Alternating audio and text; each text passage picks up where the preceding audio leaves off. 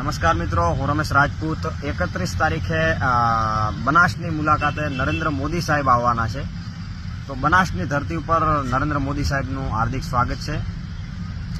હવે બનાસની સ્થિતિને ભારતીય જનતા પાર્ટીને કહેવા માંગુ છું કે હું છેલ્લા 63 દિવસથી બનાસના પશુપાલકોના હિત માટે ઉપવાસ ઉપર બેઠો છું અને ભારતીય જનતા પાર્ટી સાથે જોડાયેલો છું. જનસંઘથી મારો પરિવાર ભારતીય જનતા પાર્ટી સાથે જોડાયેલો છે. છતાં હજુ સુધી મારી ભારતીય જનતા પાર્ટી દ્વારા કોઈ નોંધ લેવામાં આવી નથી.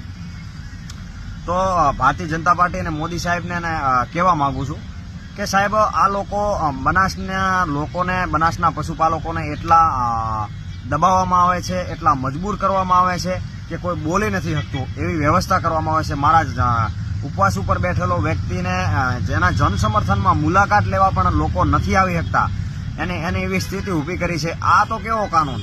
આ તો કાયદા વિરુદ્ધ કામ કરી રહ્યા છે આ લોકો, અને જેની પરમિશન હોય જ નહીં એવી વ્યવસ્થામાં આ લોકો કરી રહ્યા છે. અને મોદી સાહેબને બીજું કહેવા માંગુ છું કે અને જનતાને પણ કહેવા માંગુ છું કે જ્યારે મિટિંગો કરવામાં આવે છે કોઈ પણ, તો એ બનાસ ડેરીના ખર્ચે કરવામાં આવે છે. અને બનાસ ડેરીના ખર્ચામાં હવે ગામની મંડળીઓમાં જ્યારે તમે જાઓ છો એટલે તમને એવું લાગતું હોય લોકોને કે આપણે તો ડેરીના ખર્ચે જઈએ છીએ. ડેરીનો ખર્ચો નથી. એ ગામની મંડળીમાં ગામના નફામાંથી ભાડું ઉધરાવવામાં આવે છે.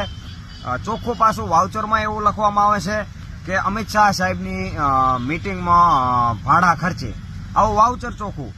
તો આવી બનાસની અને સહકારિતા વિભાગને આવું ખોખલું કરી દેવામાં આવ્યું છે.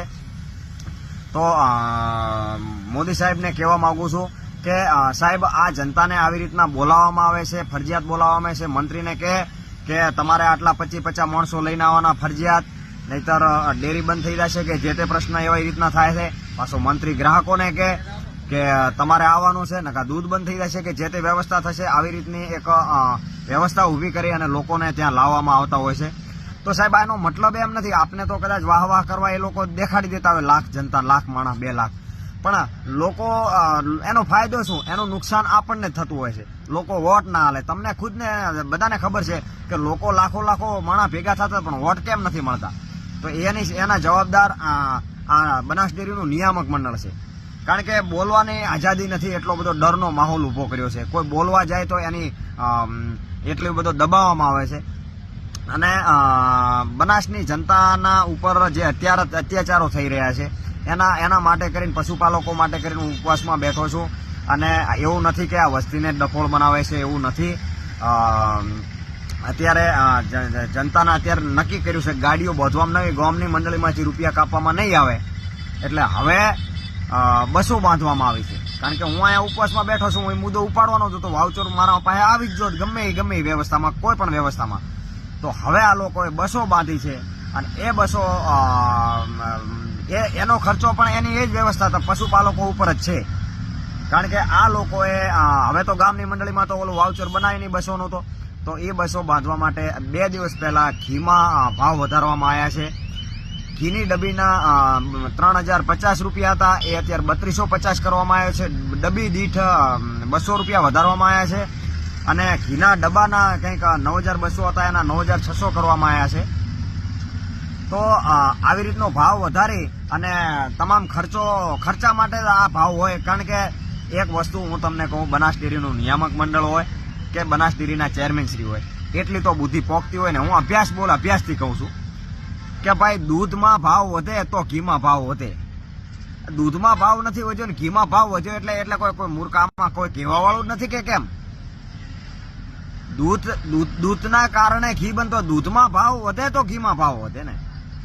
તો દૂધનો ભાવ નથી વધ્યો. હવે આ અઠવાડિયું પછી દૂધનો ભાવ વધારવામાં આવશે. હું બોલ્યો એટલે વધશે જ હવે. એટલે એ અઠવાડિયાની ગેપ વચ્ચે જે ઘીનો ભાવ વધારીને જે ઘી વેચી નાખ્યું, એ ભાવમાં ખર્ચ ઉતરાવવામાં આવશે. આ જ વ્યવસ્થા થાય ને ભાઈ. ઘીનો પહેલો દૂધનો વધે, ક્યારે પહેલો ઘીનો ના વધે. તો આવી બધી વ્યવસ્થા કરી અને હવે આ લોકો ખાલી સાહેબ જનતાને મૂર્ખ બનાવે એટલું જ નથી. ભારતીય જનતા પાર્ટીને કહેવા માંગુ છું, આગળ 6 મહિના પહેલા પોસ્ટ કાર્ડ મોદી સાહેબનો આભાર માનવા માટે દરેક પશુપાલકોએ પોસ્ટ કાર્ડ લખ્યા હતા. એ પોસ્ટ કાર્ડ મંત્રીઓને ફરજિયાત કહેવામાં આવ્યું કે જનતા લખે કે ના લખે, તમારે ફરજિયાત પોસ્ટ કાર્ડ લખવાના. એટલે એક મંડળી દીઠ 1000 પોસ્ટ કાર્ડ ફરજિયાત લખવાના. એમાં મને કહેવામાં આવ્યું હતું, હું એ સમયે ત્યાં હતો, એટલે કે તમારે 1000 પોસ્ટકાર્ડ લખવા પડશે. હવે પશુપાલકોને જનતાને તો ખબર નહીં કે અમારા નામના અમે આભાર માનીએ છીએ મોદી સાહેબનો, ત્યાં GST નો અને બીજા ઘણા ફાયદાનો આભાર માનવાનો હતો. તો એ આભારમાં અલગ અલગ મુદ્દાઓ લખવામાં આવ્યા હતા કે આવી રીતનું અલગ અલગ લખવાનું. અને મેં એ કામગીરી નથી કરી. મારા પશુપાલકોને હું આપું છું જેટલા લખાય એટલા, એટલે 25-30 જેટલા લખવો હતો એટલો લખીને આલ્યો. મારા પાસે 1000 હતો, એ મેં બીજો પાછો આલ્યો. મેં કોઈ કામગીરી જાતે કામગીરી કરીને મોદી સાહેબને બેવકૂફ બનાવવાનું મેં કીધું હું પાપ નહીં કરું. એટલે મને ત્યાંથી ડેરીના અધિકારી, વિસ્તરણ અધિકારી, અમારા ડિરેક્ટરના ભાઈ બસરામભાઈ, અમારા ઝોનલ અધિકારી છે, બોલો ડિરેક્ટરના ભાઈ છે એટલે ઝોનલ અધિકારી છે, બરોબર. એમણે કીધું કે તારે બનાસ ડેરીની કામગીરી તમે ન કરવા બદલ આવી ભૂલ ના થાય એનું મારે લેટર પેડ ઉપર લખીને આપવું પડ્યું આ લોકોને, કે લેટર પેડ ઉપર લખીને આપો પોસ્ટકાર્ડ, કે મેં કેમ લખીને. સાહેબ મારા ગામમાં 150 તો ગ્રાહક છે, તો 1000 પોસ્ટકાર્ડ લખું કોના? એ કે ખોટા નામ લખીને ગમે એવી વ્યવસ્થા કરીને પોસ્ટકાર્ડ તો ફરજિયાત લખવા પડશે. તો આવા અમારા પશુપાલકોને બેવકૂફ બનાવે એવું નહીં, ઉપર જનતાને, ઉપર મોદી સાહેબ હોય કે અમિત શાહ સાહેબને, આમને પણ બેવકૂફ બનાવવાના ધંધા અહીંયાથી માંડ્યા છે. પોસ્ટકાર્ડ લખ્યા કે 25 લાખનો ટાર્ગેટ છે બનાસકાંઠામાંથી, એટલે 25 લાખનો 15 લાખ 13 લાખનું તો વોટિંગ થાય છે કુલ બનાસકાંઠાનું. એમાં કોંગ્રેસને ભાજપને 6.5 લાખમાં વોટ મળે.